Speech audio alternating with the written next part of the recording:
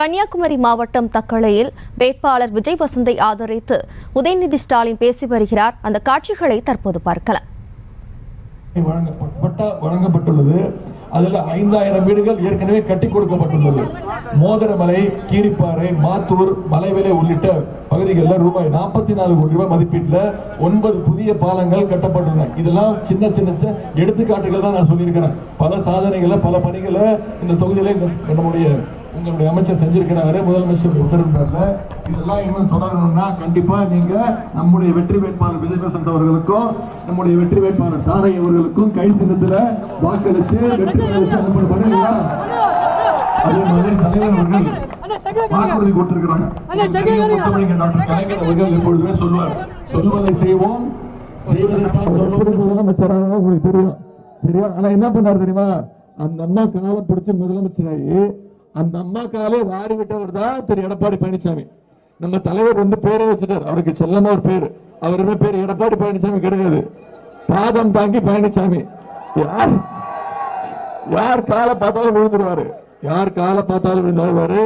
இன்னும் சொல்ல போனா நாற்காலி பார்த்தாலும் விழுந்துருவாரு. அப்படிப்பட்டவர் தான் அவரு.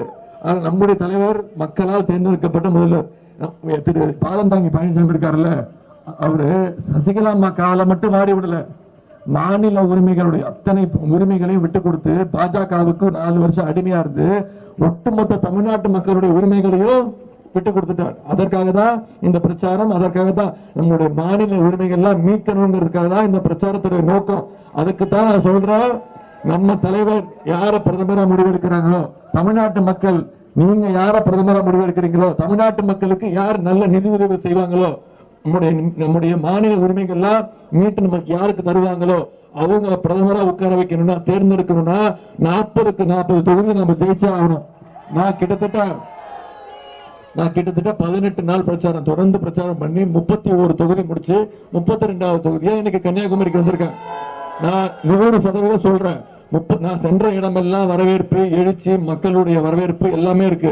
நான் நிச்சயமா சொல்றேன், இதுவரைக்கும் நான் பயணம் செஞ்ச பிரச்சாரம் செஞ்ச அந்த 31 தொகுதியிலும் நம்முடைய மதச்சார்பற்ற முற்போக்கு கூட்டணி, இந்தியா கூட்டணி ஜெயிக்க போவது உறுதி. அதுல கன்னியாகுமரி மாவட்டம் முதல் இடத்துல இருக்கணும், அதிகமான வாக்கு வித்தியாசத்தில் ஜெயிக்க வைக்கணும். நீங்க சொல்லிருக்கீங்க குறைஞ்சது 3 லட்சம் வாக்கு வித்தியாசத்துல திரு விஜய் வசந்த் அவர்கள் ஜெயிக்க வைப்பீங்களா? தலைவர் அவர்கள் சொன்னதை செய்வார்.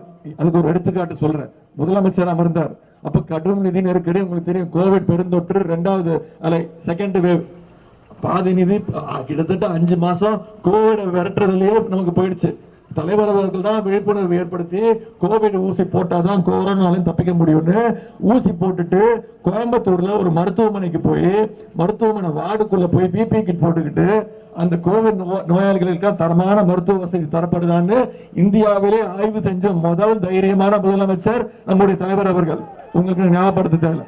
அதே மாதிரி முதலமைச்சராகி முதல் கையெழுத்து போட்டாருமா, தேர்தல் வாக்குறுதி கொடுத்தாரு. அதுல முதல் கையெழுத்து என்ன போட்டாரு? தேர்தல் வாக்குறுதி, தேர்தல் சொன்ன மாதிரி பெட்ரோல் 3 ரூபாய் கம்மி பண்றேன்னு சொன்னார். கம்மி பண்ணாரா இல்லையா? முதல் கையெழுத்தை பெட்ரோல் லிட்டருக்கு 3 ரூபாய் கம்மி பண்ணார். அதே மாதிரி 2வது திட்டம், இங்க மகளிர் வந்திருக்கீங்க, உங்களுக்கு தெரியும், நீங்க பயன்படுத்துற திட்டம் தான் முக்கியமான திட்டம். அதுதான் மகளிருக்கு கட்டணம் இல்லா பேருந்து வசதி திட்டம். உபயோகிக்கிறீங்களா இல்லையாமா? உபயோகிக்கிறீங்களா இல்லையா? ஒவ்வொரு மாசமும் மகளிர் கிட்டத்தட்ட 850 ரூபாயிலிருந்து 900 ரூபாய் வரைக்கும் சேமிக்கிறீங்க.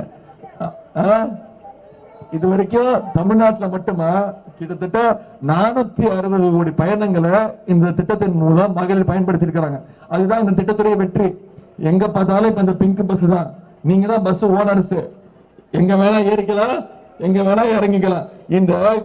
இப்போ இந்த கன்னியாகுமரி மாவட்டத்தில் மட்டும் எத்தனை பயணங்கள் தெரியுமா மகளிர் மேற்கொண்டிருக்கீங்க? கிட்டத்தட்ட 21 கோடி பயணங்களை கன்னியாகுமரி மாவட்டத்தில் மட்டும் இந்த மகளிருக்கு கட்டணம் இல்லா பேருந்து திட்டத்தின் மூலம் பயன்படுத்திருக்கீங்க. இப்ப மகளிரும் சரி, பொதுமக்களும் சரி, அதை பிங்க் பஸ் தான் கூப்பிடுறது இல்லை, தலைவர் பேரை சொல்லி ஸ்டாலின் பஸ் தான் கூப்பிடுறாங்க. அந்த அளவுக்கு அந்த திட்டம் மக்கள் கிட்ட போய் சென்று வந்திருக்கு.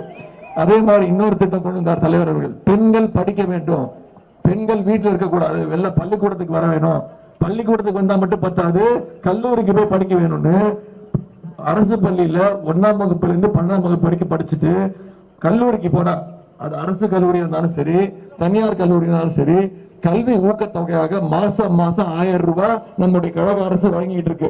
இது வரைக்கும் இந்த ஒரு வருஷமும் 3 லட்சம் மாணவிகள் பயன்பெற்று இருக்காங்க. இன்னைக்கு இந்த கன்னியாகுமரி மாவட்டத்தில் மட்டும் 4000 மாணவிகள் மாசம் 1000 ரூபாய் கல்வி ஊக்கத்தொகையை பெற்றுட்டு இருக்காங்க. இதுதான் நம்முடைய திராவிட மாடல் அரசு.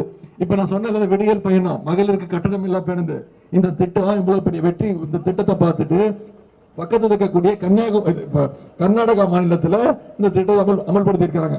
அதே போல இன்னொரு மிக மிக முக்கியமான திட்டம், இந்தியாவிலே முதல் முறை நம்முடைய கழக தலைவர் அவர்கள், முதலமைச்சர் அவர்கள் அறிமுகப்படுத்தின திட்டம். செய்திகளை உடனுக்குடனும் துல்லியமாகவும் தெரிந்து கொள்ள சப்ஸ்கிரைப் பண்ணுங்க.